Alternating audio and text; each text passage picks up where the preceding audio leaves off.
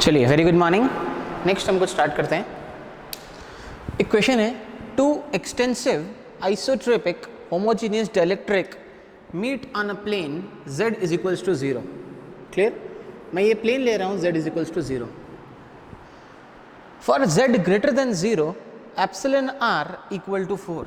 ये पॉइंट ले लेता हूँ z ग्रेटर देन 0 का। यहाँ पे एप्सिलॉन r 1 जो है वो 4 है। इसके नीचे जो है वो ले रहा हूँ मैं z less than 0। Clear? Epsilon r2 जो है वो 3 है। Epsilon r2 is equals to 3। Clear? चलिए, फॉर z ग्रेटर देन और इक्वल टू 0, ये कुछ एक नॉर्मल इंसिडेंस मान लेता हूँ। z की वैल्यू जब बड़ी है तो हमको इलेक्ट्रिक फील्ड पता है।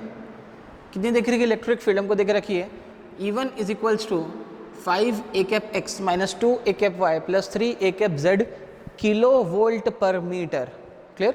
Find E2 for z less than और इज इक्वल्स टू 0। ये E1 है।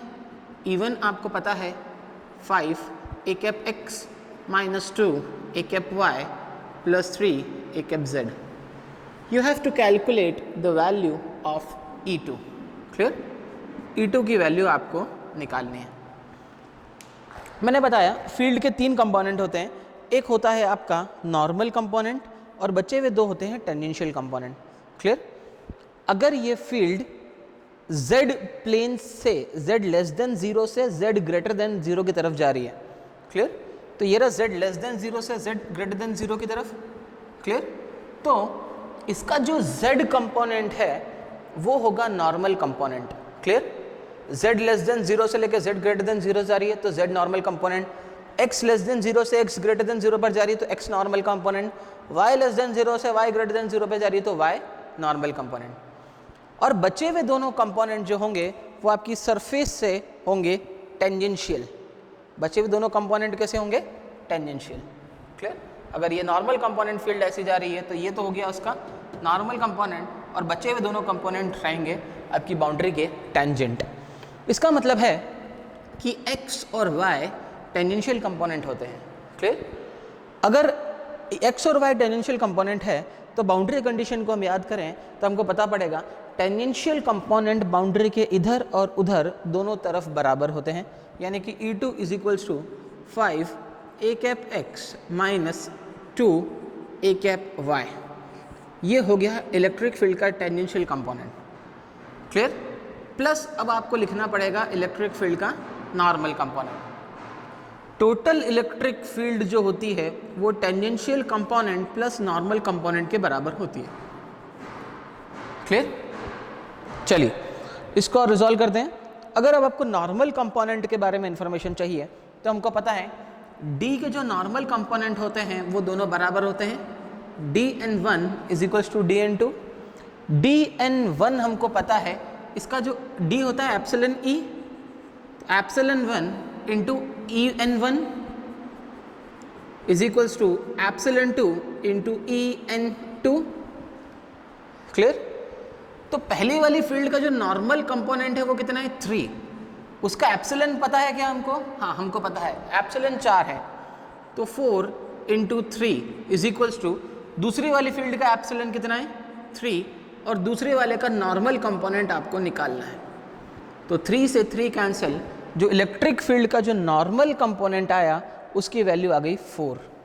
तो जो E2 इलेक्ट्रिक फील्ड हो गई वो हो गई आपकी 4 a कैप z। ये हो गया इलेक्ट्रिक फील्ड का नॉर्मल कंपोनेंट। पहला question solve. E2 for z less than और is equals to 0। Clear? Second वाले क्वेश्चन पे आते हैं। अब इसके सेकेंड वाले पार्ट में हमसे बात कर रहा है कि the angles E1 and E2 makes with the interface. Clear? तो एंगल्स कैसे कैलकुलेट करेंगे हम?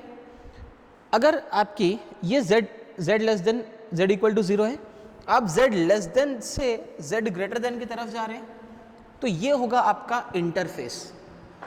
इंटरफेस के साथ अगर आपको एंगल निकालना है तो देखिए ये रहा इंटरफेस के साथ एंगल θ1, और ये रहा इंटरफेस के साथ एंगल दूसरा θ2, है ना?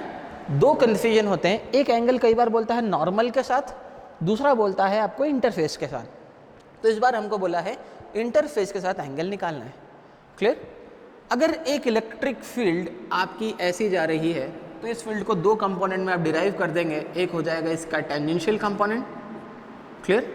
अगर इलेक्ट्रिक फील्ड ऐसी है और ये हो जाएगा इसका नॉर्मल कंपोनेंट।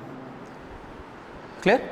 सिमिलरली आप यहाँ पे ध्यान से देखें तो ये इलेक्ट्रिक फील्ड ऐसी थी E1, तो ये रहा E1 का टेंजेंशियल कंपोनेंट और ये रहा E1 का नॉर्मल कंपोनेंट। तो E1 का टेंजेंशियल कंपोनेंट तो ये है, x और y टेंजेंशियल कंपोनेंट है, इसका मॉड ले लें तो आ जाएगा under root of 5 square plus 2 square, तो ये हो जाएगा अंडर रूट ऑफ 29। तो इसका जो टेंजेंशियल कंपोनेंट आएगा वो आएगा रूट 29। क्लियर? इसका जो नॉर्मल कंपोनेंट देखें तो ऑलरेडी 3 है, तो ये आ गया इसका 3। क्लियर? सिमिलरली आप इसी तरीके से इसका भी टेंजेंशियल कंपोनेंट ये रहा और इसका नॉर्मल कंपोनेंट ये रहा, इसके टेंजेंशियल कंपोनेंट भी वही होगा x और y, तो under root of 5 square plus 2 square that is under root 29, root 29, और ये रहा आपका 4। क्लियर? आपको करना है θ1 और θ2 की वैल्यू निकालना है। अब तो बहुत आसान हो गया। θ1 this is epsilon r2 is equals to 3। tan theta होता है परपेंडिकुलर अपॉन बेस, यानी कि 3 अपॉन रूट 29। ये आ गया tan θ1। यहाँ से θ1 कैलकुलेट कर लें, tan इनवर्स 3 बाय रूट 29 यहाँ पे निकालना है। तो ये थीटा तो नहीं पता, मान लेता हूँ ये कुछ अल्फा है। क्लियर? तो यहाँ से मैं निकाल सकता हूँ tan अल्फा। tan अल्फा क्या होता है? परपेंडिकुलर, एंगल के सामने वाला परपेंडिकुलर और साइड वाला बेस। परपेंडिकुलर हो गया रूट 29 अपॉन 4। यहाँ से अल्फा आ जाएगा, अल्फा आ जाएगा tan inverse root 29 by 4। Clear? ये रहा अल्फा। अगर हमें इस पूरे एंगल को 180 डिग्री 90 डिग्री में से, यहाँ से यहाँ तक 90 है, अल्फा को अगर मैं 90 डिग्री में से सब्सट्रैक्ट कर दूँ तो ये एंगल मिल जाएगा। तो θ2 हो गया 90 डिग्री माइनस अल्फा, यहाँ से निकल जाएगा आपका θ2। Clear? Second question resolve. Third बोला है the energy density in joules per metre cube in both the dielectric. Clear? तो एनर्जी डेंसिटी निकालने का एक बहुत आसान सा फॉर्मूला है, WE1 है ना। E1 यानी कि यहाँ पर हम बात कर रहे हैं, यहाँ पर एनर्जी डेंसिटी निकालनी है तो होता है half epsilon 1 into E1 square. Clear? ये फॉर्मूला होता है half epsilon 1 into E1 square. आप यहाँ पे वैल्यूज पुट ऑन कर सकते हैं सारी के सारी। तो WE1 हो जाएगा 1/2 एप्सिलॉन 1 होता है epsilon 0 into epsilon R1 into E1 का स्क्वायर। क्लियर? ये हो जाएगा 1/2 एप्सिलॉन 0 हो जाएगा 10 की power -9 upon 36 pi into epsilon R1 की value 4 into E1। E1 vector है, तो पहले E1 का मैं मैग्नीट्यूड लिखना चाहता हूँ। E1 का जो मैग्नीट्यूड हो जाएगा वो हो जाएगा अंडर रूट ऑफ 5 का स्क्वायर प्लस 2 का स्क्वायर प्लस 3 का square which is equals to under root of 25 plus 4 plus 9। Clear? और आपको लिखना है E1 का भी स्क्वायर, तो E1 का स्क्वायर आ जाएगा 25 प्लस 4 प्लस 9। इसको रिजॉल्व कर लें तो आपको मिल जाएगी एनर्जी डेंसिटी इन 1। सिमिलरली आप एनर्जी डेंसिटी इन 2 भी निकाल सकते हैं, half epsilon 2 into E2 square. ये आ जाएगी सेकेंड मीडियम में एनर्जी डेंसिटी। क्लियर? थर्ड वाला पार्ट भी रिजॉल्व।